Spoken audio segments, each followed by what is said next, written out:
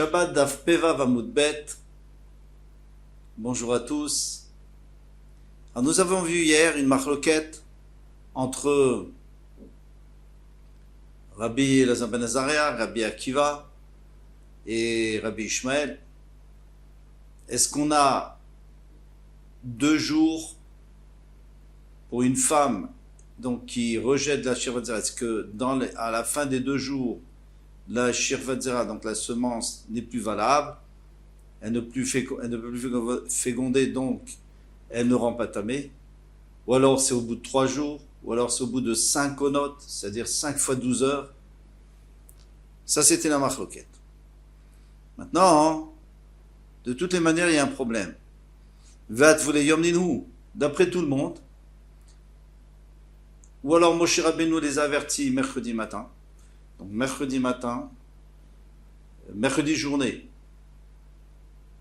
mercredi soir, toute la nuit, jeudi journée, jeudi soir, vendredi matin, toute la journée. Donc elles vont mikvé à la fin, c'est-à-dire après la nuit. Donc l'El Shabbat.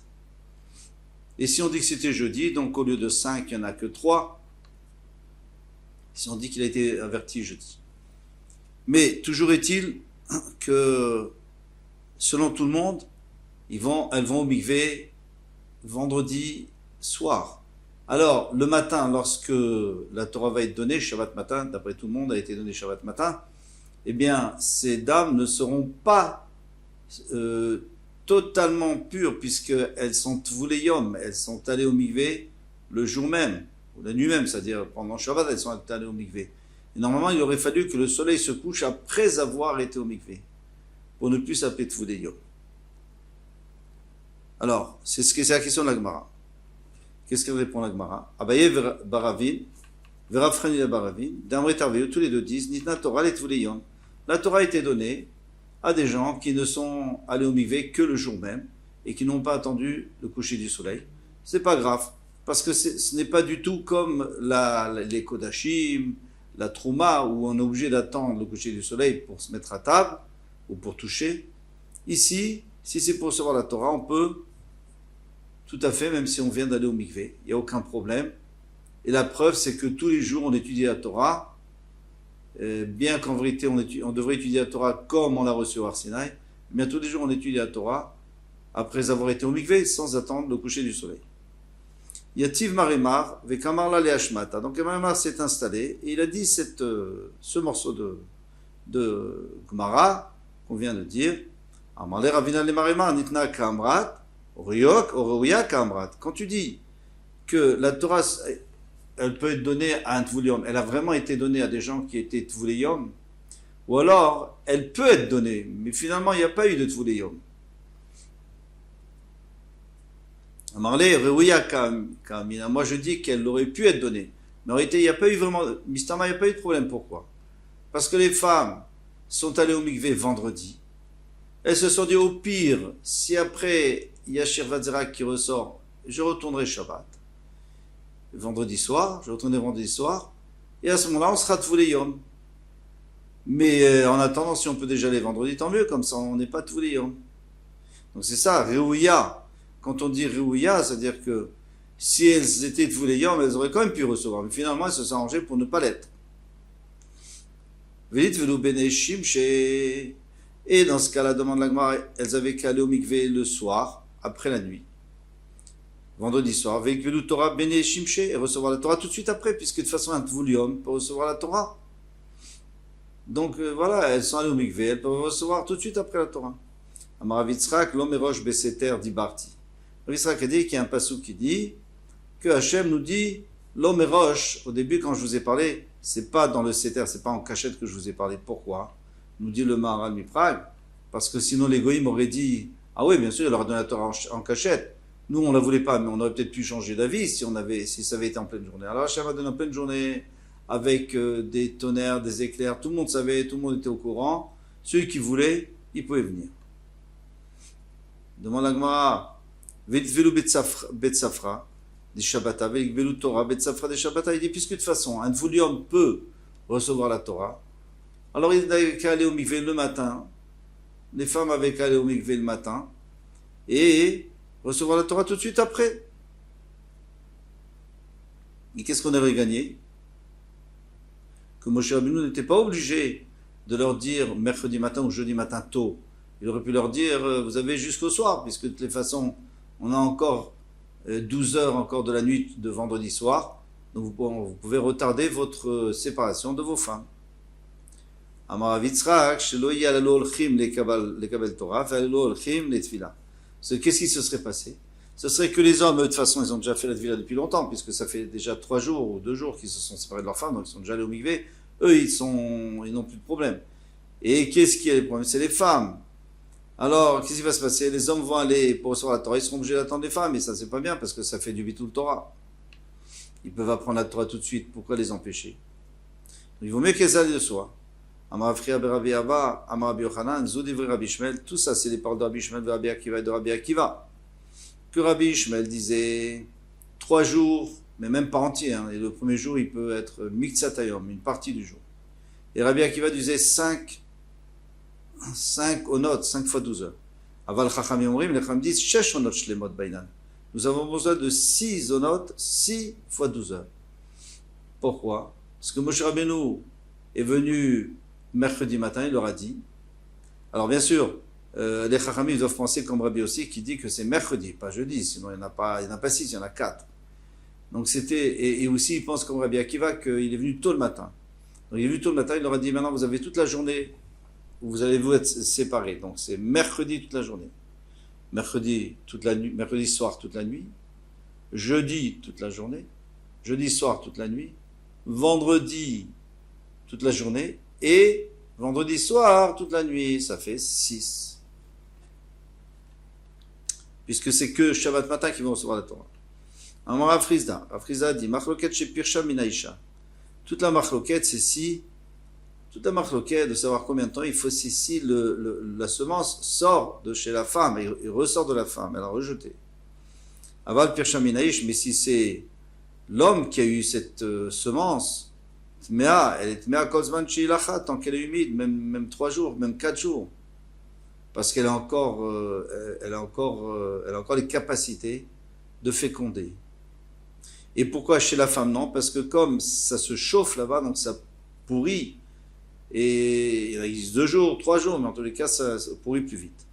Mais Tiv Rav Shechet a posé la question, il a apporté une Mishnah, Vechol Beged, Vechol Or, Asher Yeh Alav Shirvat Zera, tout habit et tout cuir sur lequel il y aura du Shirvat Zera, eh bien, c'est tamé. Prat les Shirvat Zera chez Isrucha, c'est pour exclure une Shirvat Zera qui est abîmée, qui est plus fécondée, qui ne peut plus féconder.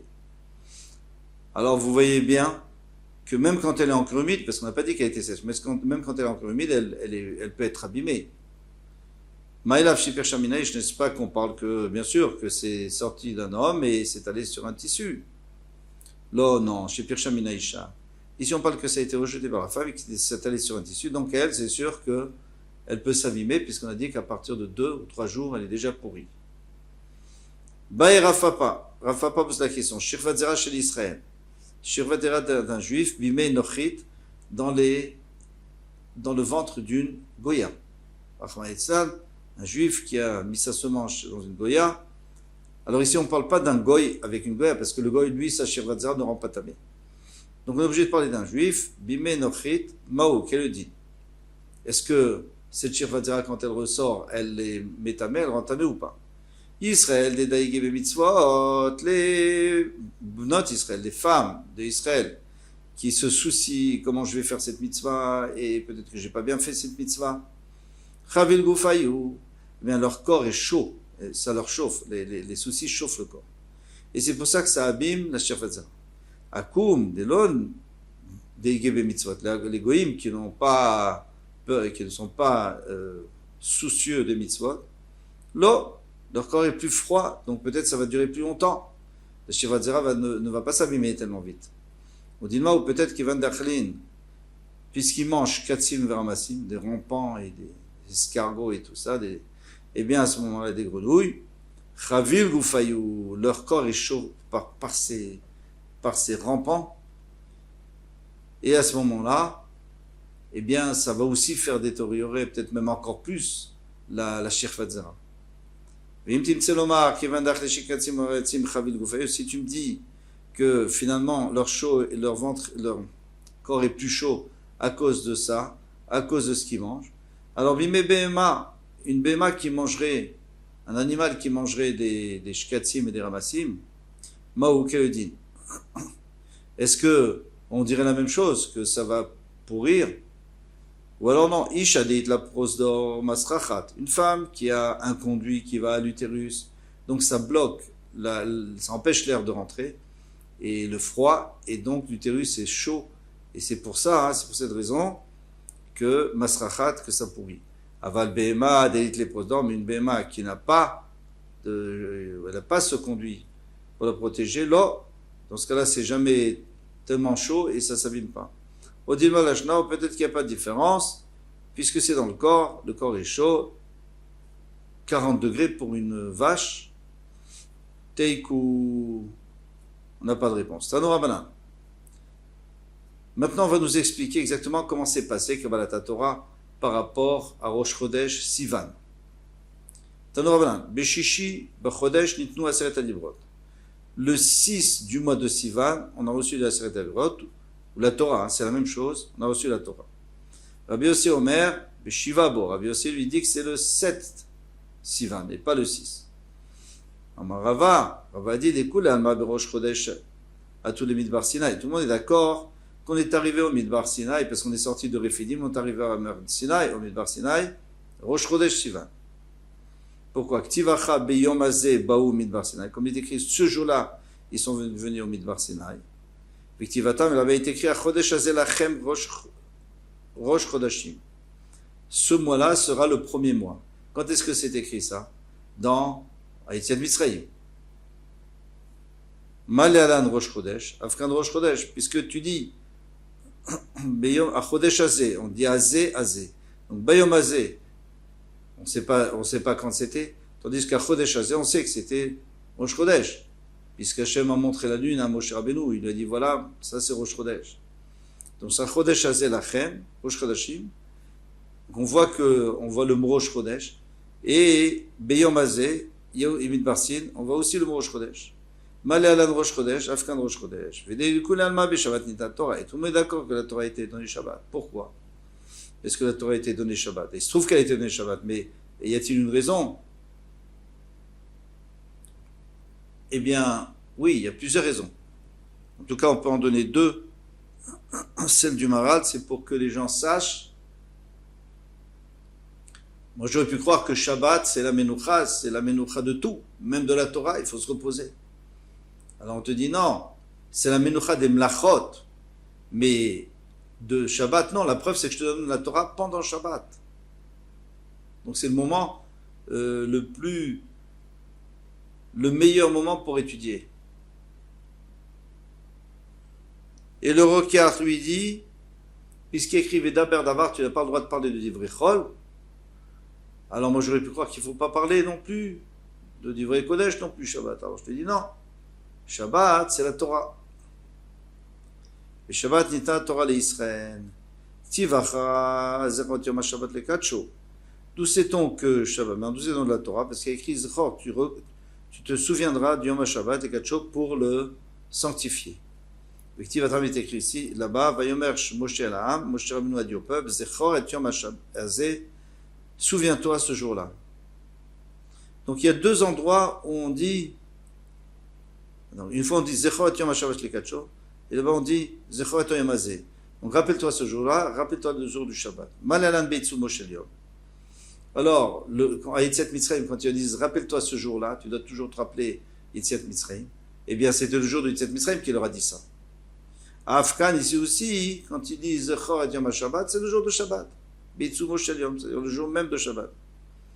Alors maintenant, voilà la marloquette, c'est tout le monde d'accord que c'était Shabbat, qui pliait Bekvia de Yacha. C'est la marloquette, c'est pour savoir quand est-ce que le mois a été fixé cette année-là. Quand est-ce qu'il a commencé? Quand est-ce que Rosh Chodesh était? Quel jour de la semaine? Rabbi Yossi, ça va Bechad, Beshabbat. Rabbi Yossi dit que Rosh Chodesh c'était dimanche. Ikva Yacha Donc a été fixé Rosh Chodesh. Bechad Beshabbat, Lomar Lehu, Velomide. Et à ce moment-là, Moshe Rabbeinu ne leur a pas dit des choses d'Hachem parce qu'ils étaient fatigués. Bishum Chulsha Deocha, parce qu'ils étaient fatigués à cause du chemin qu'ils avaient parcouru. Toutefois, il leur a dit des choses personnelles que lui pensait. Pardon. Bitre Beshabbat, le deuxième jour, c'est-à-dire lundi, Amar Lehu, il leur a dit Vatem Tiu li mamlechet kohanim, vegoy kadosh. Vous serez pour moi un royaume de Kohanim et Goy Kadosh, on tourne la page, un peuple saint. Ça, il leur a dit, et encore d'autres choses qui sont avec le même pasouk. Betlata, le 3 mardi. Mardi, c'était le 3 Sivan, puisque c'était dimanche le premier. Alors lui, il leur a dit, mitzvah agbala. Vous devez vous séparer de la montagne, vous n'avez pas à vous approcher. Barba, le 4e jour, mercredi, et qui est le 4 Sivan, Avoud, Prisha. Ils se sont séparés de leur femme, comme Moshe Rabbeinu leur a dit. Ça, c'est mercredi. Jeudi et vendredi, c'est 3 jours de séparation, et Shabbat, ils ont reçu la Torah. Les Rabbanan, c'est vrai, mais les Rabbanan ne sont pas d'accord avec Rabbi aussi, ils pensent, Betre Beshabbat, Ikvayachra. Le Betre Beshabbat, le lundi, était Rosh Chodesh. Betre Beshabbat. Donc maintenant, ce lundi-là, ce lundi, Lo Amar Lehu, Velomidi, il leur a pas parlé, Mishum Chulsha Deocha, il leur a pas dit les choses, les mitzvot d'Hachem, à cause de la fatigue du chemin. Betlata. C'est quoi Tlata? C'est mardi. Mardi, c'est le 2 Sivan. Amar Lehu, Vatem Tiuli, et vous serez pour moi, Mechet Kohanim et Kadosh, le 2 mardi. Be'arba, mercredi. Amar Lehu Mitzvah Tagbala. Il dit, vous devez vous séparer de la montagne, vous ne devez pas vous rapprocher de la montagne, c'est dangereux. Et ici, on est le 3 Sivan. Behe, vendredi, Avoud Prisha. Il est venu, il leur a dit, il faut vous séparer de vos femmes.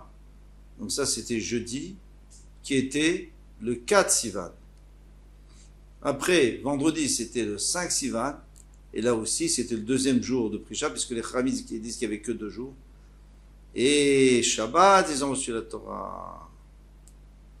Avec ça, on a réussi à comprendre la marloquette entre ces deux Tanaïm.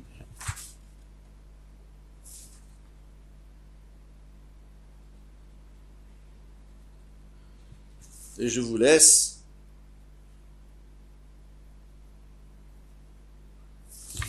Bonne soirée ou bonne journée. À bientôt, Bezrat Hashem.